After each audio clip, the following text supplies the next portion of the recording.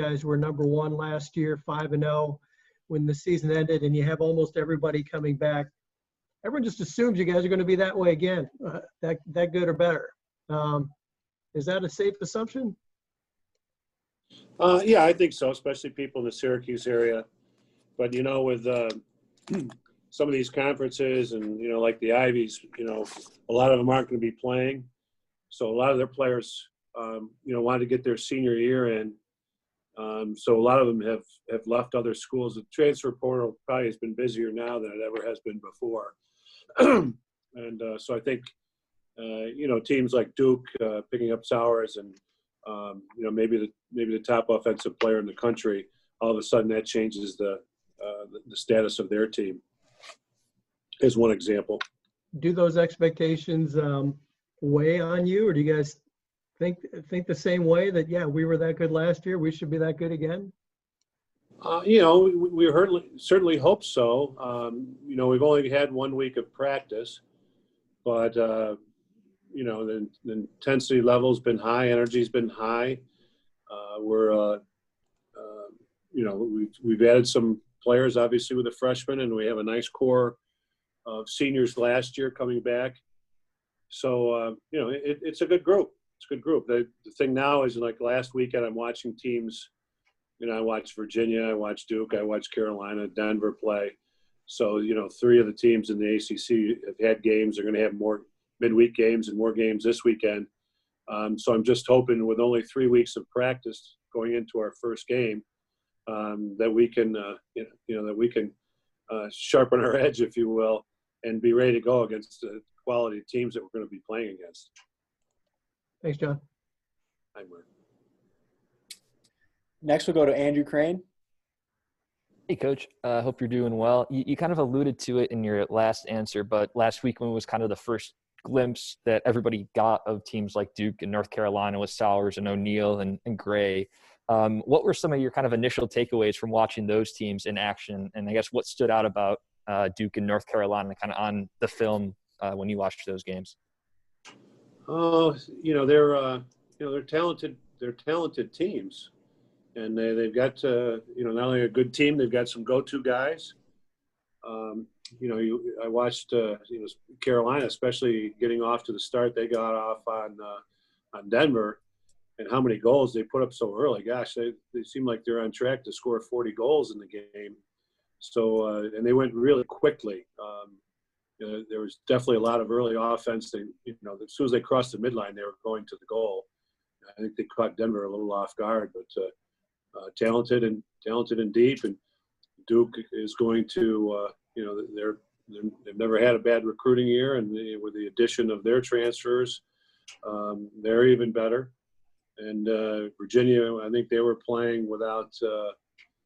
They played well, and they were playing without Moore and Dox Aiken. Maybe 2 of their best players at the offensive end of the field. So I thought they were good, and they're even going to be better when they get those other guys back. And just as a quick follow-up on Chase, in the 4 years between when he first committed to you guys and then when he transferred into Loyola, what were some of the biggest areas of growth that you saw for him, just maturity-wise? Like, he's obviously not the wide-eyed 9th grader now that he was when he first committed, and then also just, kind of improvements in his game and his abilities.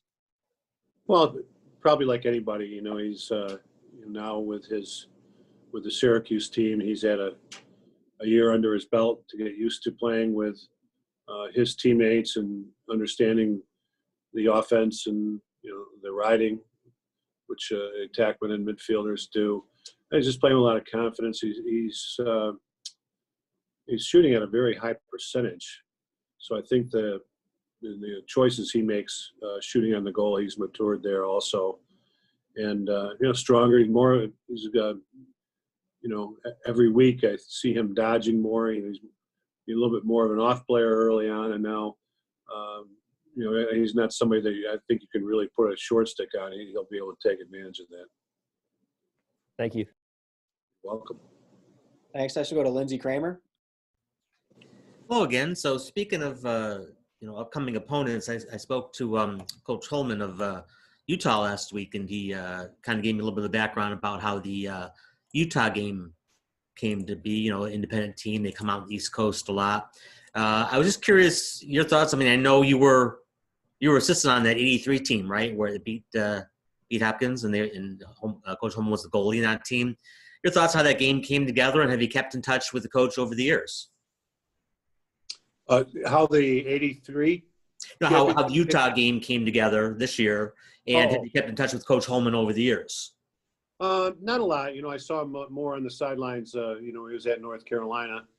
So I haven't, talked to him a lot over the years. I think it came available because we had an open date, and we posted it, and he responded. And I think, probably for a lot of reasons, to play a quality opponent and maybe to get some help with some recruiting here in this area. So I think he made the commitment and wanted to come out and play. And the following week, you'll be here, or not the following week, the second week of the season, you'll be getting a look at Charlie Bertrand from Baldwinsville, who's transferred to Virginia. Just your thoughts. Do you remember him out of high school? He went to Division II out of high school. Was he a Division II player at that point? Was he not quite at D1 level? What are your recollections from him out of high school, and maybe what you've seen out of him since then? Did you look at him coming out of Beeville? I remember his name out of Beeville. I don't remember him as a high school player. I think he's grown quite a bit since then. He's a big kid. I think he's got to be 6'3", 6'4". And I actually saw him more when my son Tim, coaching at Lemoyne. I'd go over and, if we weren't practicing or playing, I went over and they played Merrimack. I think even last year they played them, or the year before they played them twice or three times maybe. And, saw him play against Lemoyne, and he was a handful then. Yeah. But obviously coming out of high school, he wasn't seen maybe as a top D1 prospect, you don't think? I don't think so, because Baldwinsville's no secret. I'm sure he was right on the edge. I want to say he's an engineer, was an engineer at Merrimack. Yeah. And I think there was some talk of him even, some people were looking at him because he made a splash and getting him out, before his senior year. And he wanted to stay and finish his engineering degree. So my hat's off to him for doing that. And then now when he gets his year of eligibility back, I'm not sure how Virginia came about. We talked to him a little bit. I don't remember if it was a financial issue or what, but he played well in that first game. Okay, thank you. Welcome. Let's go to Karen McCauley. Hey, Coach. So much of the talk with this team always just seems to center back to that first midfield line of Curry, Trimboli, and Dordovic. You've seen a lot of really good midfield units come through this program over the years. Where does that one stack up with some of the all-time great Syracuse midfield lines? It's right there. It's they're all athletic. They all are a threat. Scoring, all of them are, as far as having both hands, is probably as good a group as we've had, being able to go to their left or their right. A lot of teams they call it funneling. They will take away a midfielder's strong hand and force him to his weak hand, asking him to shoot with the weak hand and dodge with the left hand, offhand. And as a result, a lot of times their shooting percentages are a lot less. And some teams will just pick their poison that way. This group, you can take away what you think is their strong hand, and they'll go to the other hand without hesitation. And not everybody can do that. And it takes a lot of practice, a lot of work on your own to develop those skills. And Pat March talked to U.S. Lacrosse Magazine about the unselfishness of this team, which is something that has, again, been a theme throughout last year, throughout the offseason, about how in this offense, if someone isn't performing well or someone has the hot hand, there's not a lot of, we got to get it to this guy. It's just kind of letting it ride. What do you see as a coach from an offensive unit that is that unselfish? Yeah, well, I've always been, a proponent of sharing the ball. It just, to get everybody else involved in the offense. And I think it's, I guess it's nice to have that one guy that you can, go to and kind of beat his drum for 60 minutes. But I like much better sharing it the way we do. We have a bunch of, they're all good players in that starting group. And even guys, in the second midfield group are really coming along. Lucas Quinn is playing as well as he has. He's turned into, he's always been a Dodger. Now he's really turned into an outside threat. I think there was a point a year ago where, 2 years ago, Buttermore was really, lighting it up in, with the second group. We ran him on the first group. And, we're even using Owen Hiltz out there with that group at times and switching him on attack. So it's, it's a good group. But we like to share the ball, and that's a good thing. When we have Dodgers like we have, there's usually going to create double teams, and somebody's going to be open somewhere. So it's we got to be able to find that open guy and take a higher percentage shot. And we always like to play that way. And you mentioned Owen Hiltz, by consensus, the number 2 recruit in this class of 2020. We saw the number 1 recruit, Brennan O'Neill, put on a show over the weekend with Duke. Do you think Owen Hiltz can have that kind of an impact right out of the gate? That's a great question. When we return all our starters from a year ago, I don't know that he's going to play. I'll tell you that.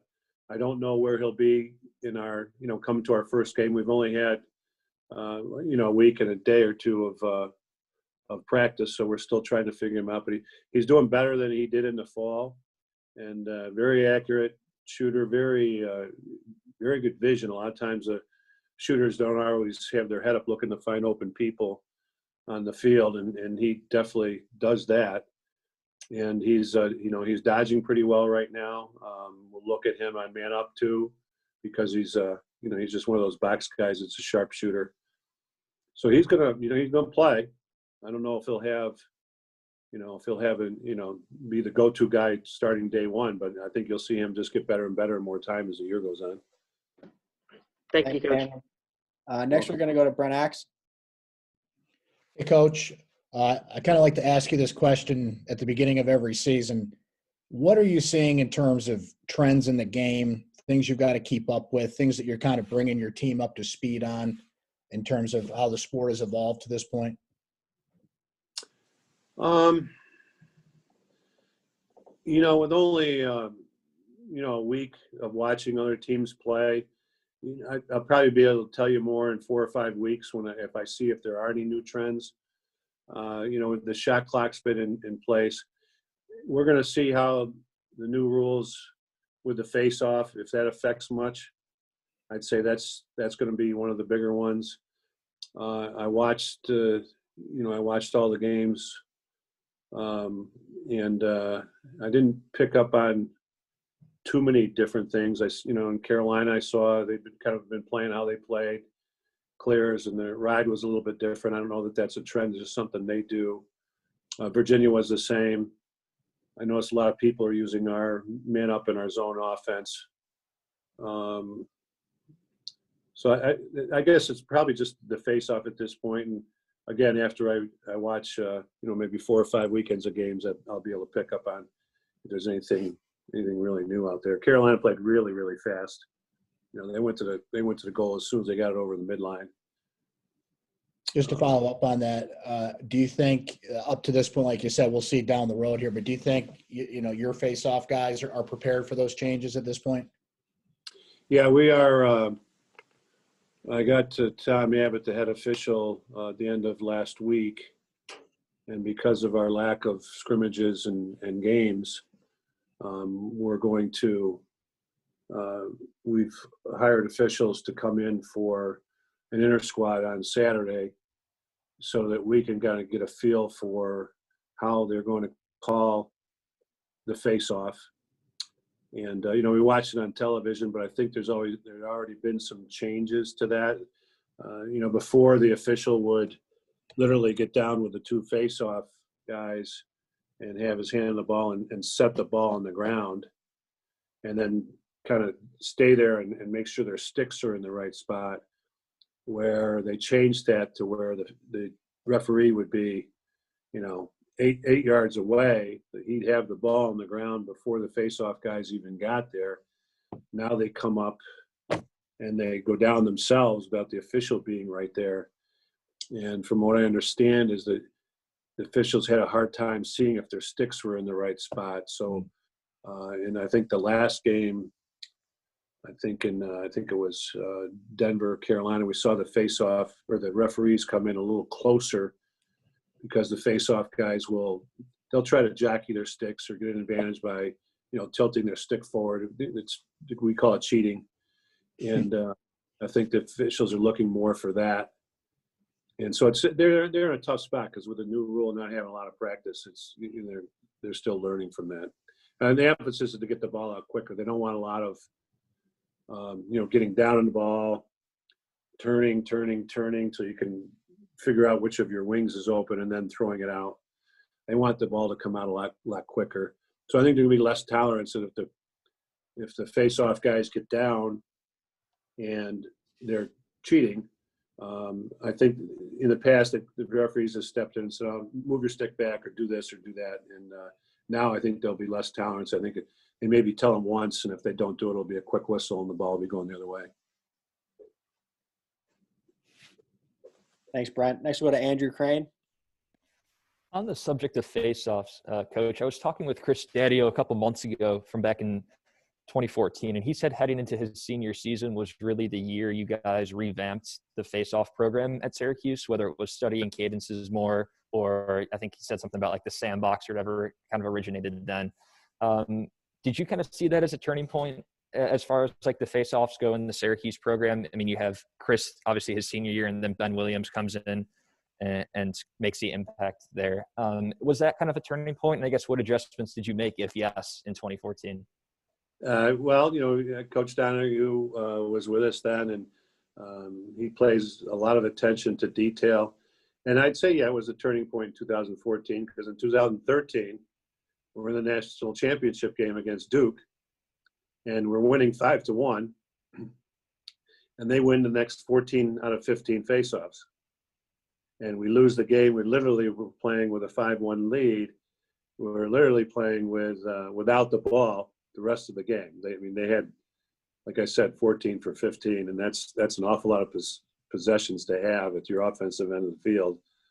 So they were able to come back and beat us. So that I think we were kind of banging our heads against the wall, and kind of did a lot of research, jumped into it, see what any different techniques were, and made a big adjustment there. So yes, in 2014, I'd say that was a year for that. What were like the conversations like after that game, post game with the coaching staff, or like, even just talking with Chris? Like, I'm assuming that was just an obvious problem that needed addressing. So like, how did you kind of approach that? Was it something immediately that you started working on, over the summer watching film, or like, was it something you really ramped up when fall ball started, and just going from there? Well, what had happened was I give Greg Grenlian he runs a Faceoff Academy, and some of these guys that had faced off in college, and Greg was not only just a face-off guy. If you watched the World Games a year ago, he was the face-off man for the world team, and just a pioneer of the face-off and changing the technique. And so when we lost to Duke, he can't remember who the face-off guy was, a Fowler maybe? Anyways, he had been working with Greg Grenlian a little bit. And so there was this whole new wave. But literally, the guys not coaching college lacrosse, not coaching face-offs, Greg and a handful of past face-off guys in college, pro guys, were much better at coaching the face-off than college coaches. So guys were going off, face-off guys were going out and doing, going to clinics and things like that to work with these guys. So as coaches, we had to catch up, and not just us. I mean, everybody all over the country. So those guys kind of changed, how faceoffs were done at the time. And now you'll see this year. In the past, it was called a motorcycle grip, where you could put your hands wherever you wanted to on the stick. And a motorcycle grip was your top hand, your head of your cross stick was here. Your top hand was here, like you would be on a motorcycle, right? And you would clamp down on the ball and be moving your wrist forward. Where now you can't put your hand near the head of the stick here. It has to go underneath. So I mean, you can kind of do that on your own and feel there's a whole different feel to it. And I think that's as a result that the committee wanted the ball to come out quicker, so that these guys couldn't, clamp right down on the ball with a motorcycle grip. So it's going to be interesting to see how guys, guys that were very good at that might not be as good at with the new rules, but we'll see. Perfect. Thank you. Yep. We got time for one more if anybody's got it. If not, we'll let Coach get off here. Anything? All right. Appreciate the time.